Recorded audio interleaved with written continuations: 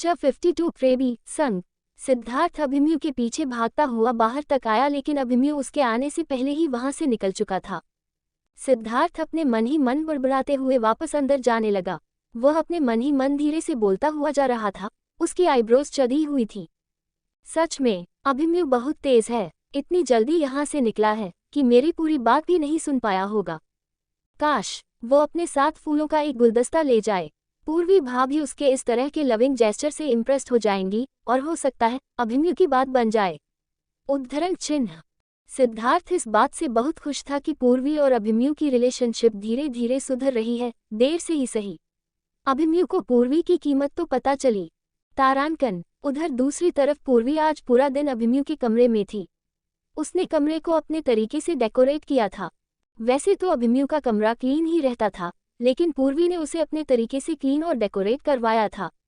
आखिर अब वह पूर्वी का भी कमरा था। पूरा कमरा एक अलग ही खुशबू से महक रहा था। सफाई करते हुए अभिमन्यु की साइड टेबल की दराज में पूर्वी को विराज वाली ग्रीन एमरल्ड की अंगूठी दिखाई दी। एक बार पूर्वी का मन हुआ कि वह वहां से उस अंगूठी को उठाकर अपने पास रख ले, लेकिन पूर्वी ने ऐसा नहीं किया। उसने अंगूठी वहीं रहने दी और दराज को बंद कर दिया। अब वह अभिमन्यु के साथ एक नई जिंदगी शुरू करने जा रही थी और इन सब बातों का अब कोई मतलब नहीं रह गया था। पूर्वी ने अपने मन ही मन सोचा, विराज मेरा पास्ट है, मुझे उसके बारे में अब नहीं सोचना चाहिए। आज प्रेजेंट में मैं श्रीमती अभिमन्यु सिंह हूँ। आज मैंने शैलजा माँ से वादा किया है कि मैं अभिमन्यु को एक मौका और दूंगी। पूर्वी ने अपने मन को समझाया और फ्रेश होकर रात का डिनर करने के लिए नीचे चली गई। डाइनिंग टेबल पर ठाकुर अभय सिंह उसका इंतजार कर रहे थे। दायमा ने पूर्वी के लिए अलग से खाना लगवा दिया था। रात में ठाकुर अभय सिंह जी काफी हल्का खाना खाते थे। उनके लिए सूप के साथ कुछ ग्रीन वेजिटेबल्स विद पनीर और पूर्वी के लिए वेजिटेबल सूप के साथ mince chicken with lots of vegetables serve किया गया था। पूर्वी को आजकल प्रोटीन डाइट दी जा रही थी। ठाकुर अभय सिंह पूर्वी को फ्यूचर के लिए तैयार कर रहे थे। आखिर वह उनके ग्रैंडसन और डॉटर्स को जन्म देने वाली थी। पूर्वी की डाइट की तरफ उनकी पैनी निगाह थी। पूर्वी ठाकुर अभय सिंह के साथ ज्यादा देर बैठने से बचना चाहती थी, इसलिए वह जल्दी जल्दी खाना फिनिश कर रही थी। ठाकुर अभय सिंह ने पूर्वी की तरफ देखते हुए उसे समझाया, खाना फिनिश करने की इतनी जल्दी क्या है? तुम्हें खाना बहुत आराम आराम से चबा चबा कर खाना चाहिए। इतनी जल्दी जल्दी खाओगी तो तुम्हारा हाजमा खराब हो जाएगा। उन्होंने घड़ी की तरफ देखा। घड़ी में 9 बज चुके थे और अभिमन्यु का अभी कुछ अता पता नहीं था। उन्होंने पूर्वी से कहा, आज से और अभी से तुम्हें अपने पत्नी होने के सारे हक लेने होंगे। तुम्हें पता होना चाहिए कि तुम्हारा पति इस समय कहाँ है। ठाकुर अभय सिंह ने पूर्वी को समझाते हुए कहा, मुझे पता है कि विराज तुमसे मिलने ऑफिस आया था। मैं तुम्हें इस बारे में पहले भी समझा चुका हूँ। जब तक तुम अभिमन्यु की पत्नी हो तुम्हें बेकार के र्यूमर्स से बचना होगा। अपनी जिंदगी को अपने हाथों में लेना तुम कब सीखोगी? आज तुम्हारे पास मौका है अभिमन्यु को अपने वश में करने का। इस मौके को गंवाने की गलती मत करना। उद्धरण चिन्ह। इतना कहकर ठाकुर साहब अपनी जगह से उठे और जाते हुए पूर्वी के सिर पर हाथ रखकर अपने कमरे की तरफ चले गए।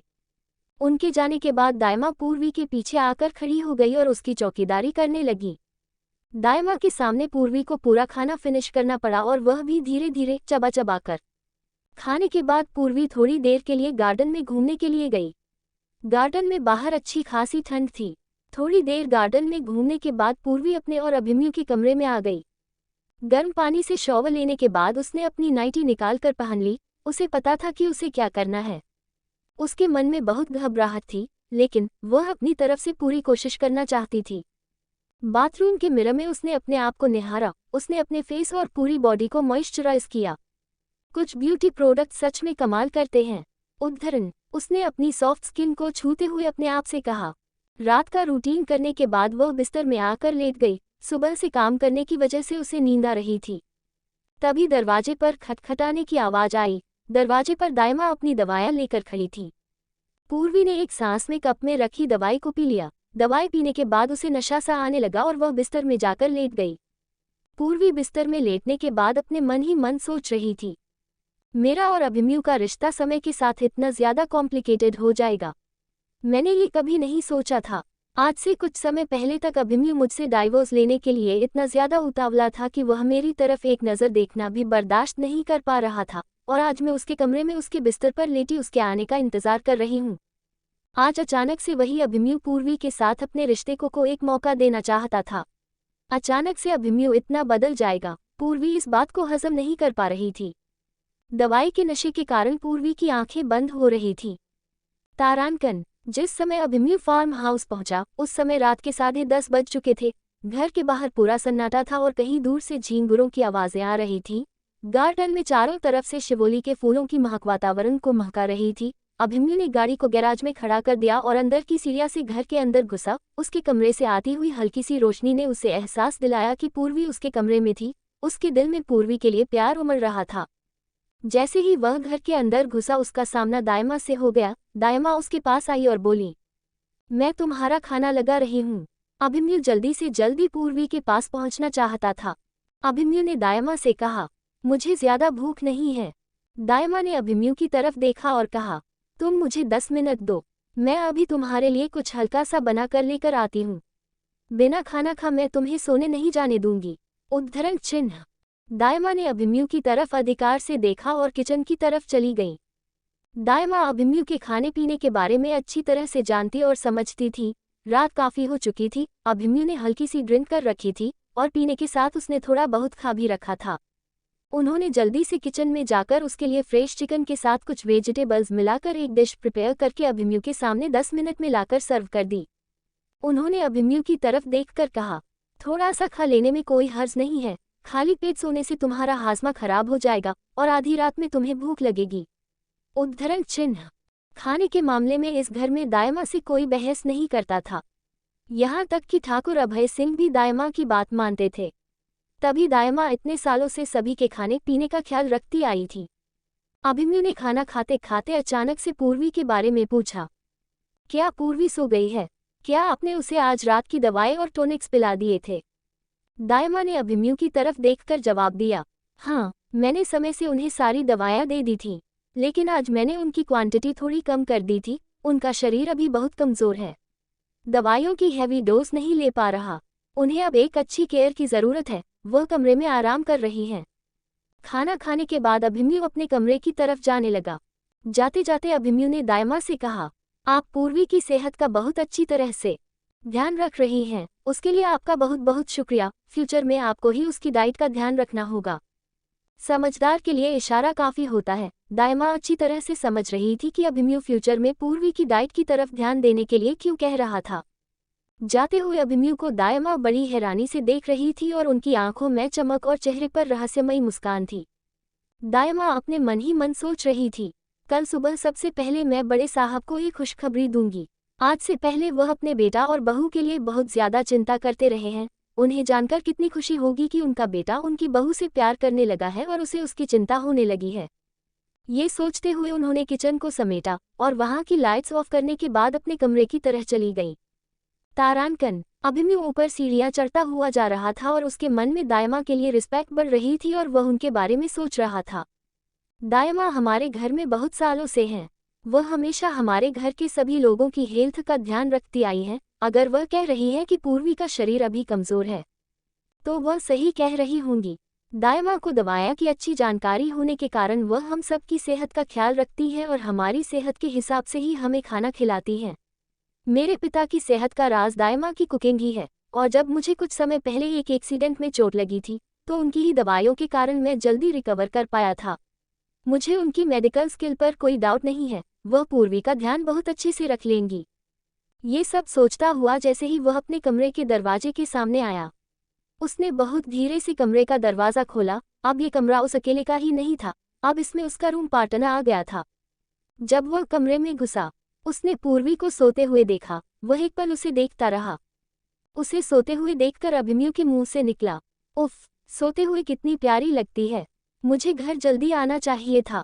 कम से कम आधी रात को जब वह मुझे अपनी बगल में सोया हुआ देखेगी तो उसे अजीब नहीं लगेगा। उद्धरण चिन्ह। अभिमन्यु ने देखा कि पूर्वी ने केवल कमर तक उड़ा हुआ था। उसकी नाइटी में से उसकी लंबी पतली गर्दन और डीप कट नेक से उसकी अपर बॉडी रिवील हो रही थी।